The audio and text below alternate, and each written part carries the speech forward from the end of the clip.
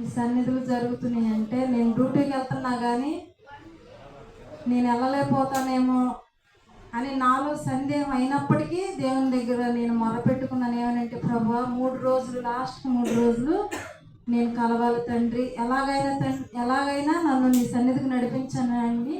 నేను ప్రార్థన చేసుకుని మరి వాళ్ళకి ఏమని చెప్పానంటే, నాకు బాగోట్లేదు, నేను రానని చెప్పి 2 రోజులు లీవ్ అడిగాను. మరి లీవ్ ఇచ్చారు. అలాగనే మరి దేవుడి 3 రోజులు నన్ను సన్నిధిలో నడిపించినందుకు ఆయనకి ఏమి ఇచ్చిన రుణం తీర్చుకోలేను. అయితే మరి నేనైతే డాక్టర్ గారిని అయితే నేనైతే ఏ ఇబ్బంది పెట్టలేదు. మరి తనంతటికి తానే బట్టలు తెచ్చుకున్నాడు. మరి తనంతటికి తానే మరి 7 రోజుల సన్నిధిలో కూడా కూర్చుని మరి ఆయన వచ్చినందుకు మరి దేవునికి ఆయన నడిపించినందుకు నేను ఆయనకి ఏమి రుణం తీర్చుకోలేను. అలాగనే నేనైతే వేరేది అనుకున్నాను. అయితే నా చిత్తం కాదు కాబట్టి, దేవుని చిత్తం కాబట్టి ఇంకా టైం ఉందేమో, ఆయన చిత్తమే నెరవేర్చాలని నేను ప్రార్థన చేస్తున్నాను. అలాగనే త్వరలోనే ఆయన చిత్తం దేవుడు నెరవేరుస్తారని నేను నమ్ముచున్నాను. అలాగనే మరి ఈరోజు ప్రాముఖ్యమైన రోజు ఏంటంటే, మేము ప్రతి పోయిన నెల అంటే ఇప్పటికి 3వ సంవత్సరం 2022 నవంబర్లో మేము ఈ 3వ ఆదివారం రోజు భోజనాలు పెట్టుకోవాలని చెప్పి మేమందరం అనుకున్న రీతిగానే ప్రతి ఒక్క బిడ్డ, ప్రతి ఒక్క హస్తం సాపేవాళ్ళు. అలాగనే ఇప్పుడు ఏంటంటే ప్రతి నెలలో ఎవరో ఒకళ్ళు ముందుకు వచ్చేస్తున్నారు. ఎందుకంటే మేము ఆ రోజు భోజనాలు మేము పెడతాం అని ఇప్పుడు వరకు కూడా ఆగకుండానే వస్తుంది దేవుడు. అలాగే మేము అనుకున్న రీతిగా అనుకున్నంత ఎక్కువగానే దేవుడు నడిపిస్తున్నందుకు ఆయనకి ఏమి ఇచ్చిన రుణం తీర్చుకోవాలని, ఏది తక్కువ కాకుండానే ఆ రోజుని సమృద్ధిగా మనందరం భోంచేయాలని మరి దేవుడు ఇస్తున్నాడు. ప్రతి ఒక్క గుప్పుళ్ళు కూడా ఇప్పుతున్నారు. ఇప్పినంతగానే మరి ఒక కుటుంబం మాత్రం చక్కగా ఆ రోజు ఏర్పాటు చేసుకుంటున్నాడు దేవుడు. వాళ్ళకి ఏమి ఇచ్చిన రుణం తీర్చుకోలేము. కాబట్టి మా కుటుంబం గురించి మరి ప్రార్థన చేయండి. ఎందుకంటే రక్షణ కావాలి కాబట్టి, రక్షణ లేనివాడు నా వాడు కాదన్నాడు కాబట్టి ప్రాముఖ్యమైనది ఏంటంటే నా కుటుంబం అంతా రక్షింపబడాలని ప్రార్థన చేయండి.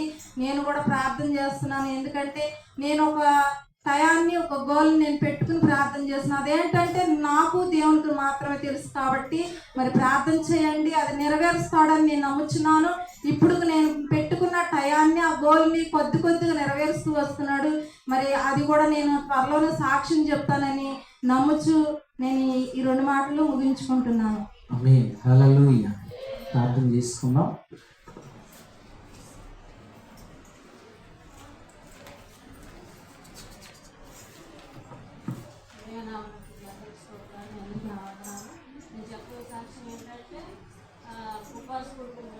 మొదటి రోజు నుంచి చివరి వరకు నేను ఉండాలి. ఎటువంటి ఆటంకాలు రాకుండా, ప్రయాణాలు ఎక్కడికి వెళ్ళకుండా ఉండాలి దేవుడా అని చెప్పి గట్టిగా మరి దేవుడు నేను అడిగినట్టుగా దేవుడు ఈరోజు ఈ ముందు నాకు అనుకున్నాడు. మన నమ్మకం ఏంటంటే 7 రోజులు ఉపవాస కూర్పుల్లో అనుకున్నది జరిగిద్ది, ఖచ్చితంగా జరిగింది కూడా నా జీవితంలో.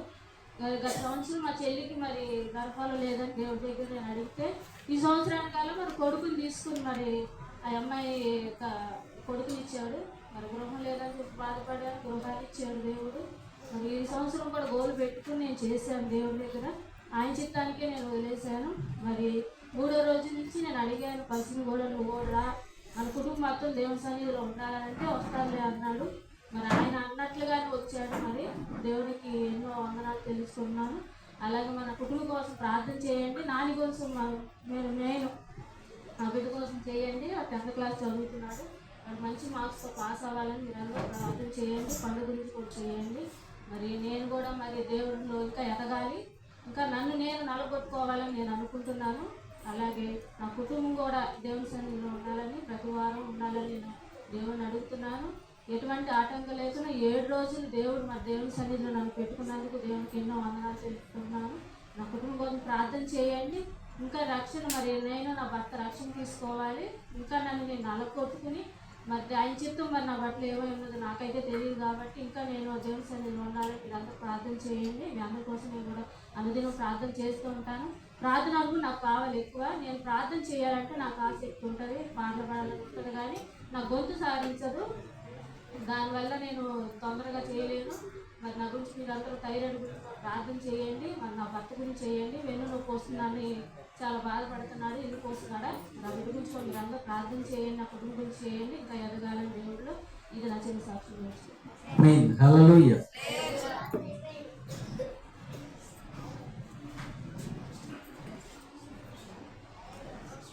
దేవుని నామానికి స్తోత్రాలు. మీ అందరికీ వందనాలు, దైవసేవకులకు వందనాలు.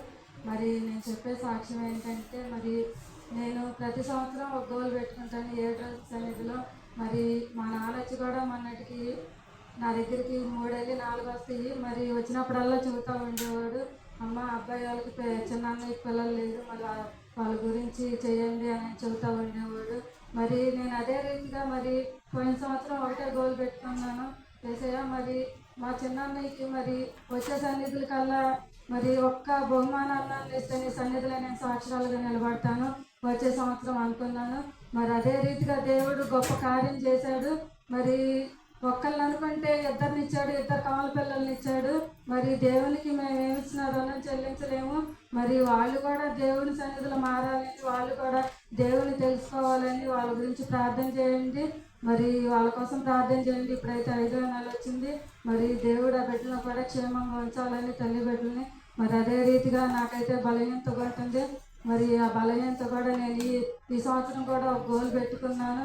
మరి అది కూడా నెరవేరాలని మరి నా కోసం ప్రార్థన చేయండి. మరి మా అమ్మాయి మరి మంచి మార్కులు రావాలని ఎగ్జామ్స్లో ఆ బిడ్డ కోసం కూడా ప్రార్థన చేయండి. మరి దైవ సేవకులకు కూడా దేవుడు మంచి ఆరోగ్యం ఇవ్వాలని, నాకు కూడా మంచి ఆరోగ్యం ఇవ్వాలని, మా కుటుంబం కోసం ప్రార్థన చేయమని ఇదే నా చిన్న సాక్ష్యం ముగించాను. ఆమేన్. హల్లెలూయా. ఒక్క మాట చెప్పాలా ఏంటంటే, నాకేదో ప్రేరేపణ వస్తుంది, బట్టలు ఇవ్వాలనుకుంటున్నాను, అందరిని అడుగుదామని అడగకుండా నేను అడగనమ్మా ఎవరిని అన్నాను. సరే పిల్లలు లేరు కదా, నాకు ఎందుకు ప్రేరేపణ వస్తుంది మా నాన్న అడుగుదామని అంటే ఫోన్ చేసి, నాన్న ముసలి వాళ్ళకి బట్టలు ఇవ్వాలి, చీరలు ఇవ్వాలి, అతన్ని ఇస్తే దేవుడు ఏమో దూరం తెరుస్తాడేమో అని చెప్పి ఫోన్ చేస్తే ఎంత కావాలన్నాడు. ఒక 5,000 చాలే అమ్మాయి. నేను అన్నాను 5,000 ఏమొస్తాయి అమ్మాయి, ఉంది 30 మందికి ఎలా వస్తాయి అని చెప్పట్టి ఆయన నాతో మాట్లాడుతున్నాడు. 5,000 ఎడగకపోతాయి, 10,000 వేస్తున్నాను తీసుకోమని వేసేసాడు.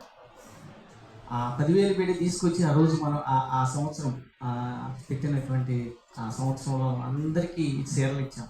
దేవుడి స్తోత్రం. ఆయన మనస్ఫూర్తిగా ఇచ్చాడు అద్భుతంగా. ఆ ఇచ్చిన కారణాన దేవుడు ఒక్క బిడ్డ అనుకుంటే 2 కమల పిల్లలు ఇచ్చాడు. దాదాపుగా 17 సంవత్సరాల నుంచి పిల్లలు లేరు ఆయన.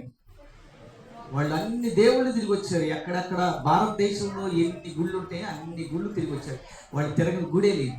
బట్ లేదు, దేవుని పేరట ఈ పిల్ల మాటిని వాళ్ళు ఎప్పుడైతే దేవునికి ఇచ్చి చీరలో విధవరాళ్ళకినో ముసలాళ్ళకి ఇవ్వటం జరిగిందో వెంటనే దేవుడు గర్వం తెచ్చాడు, డబుల్ బ్లెస్సింగ్ ఇచ్చాడు. దేవుని స్తోత్రం. హల్లెలూయా. దేవుని ఆశ్చర్యకార్యం అన్ని జనాంగాల్లో జరిగిస్తున్నాడు. మన దగ్గర జరగట్లేదంటే మన దేవుడేగా అనుకుంటాం. అంత విశ్వాసం మన దగ్గర ఉంది. సో ప్రార్థన చేసుకుందాం. యెహోవా జీవము గల దేవా,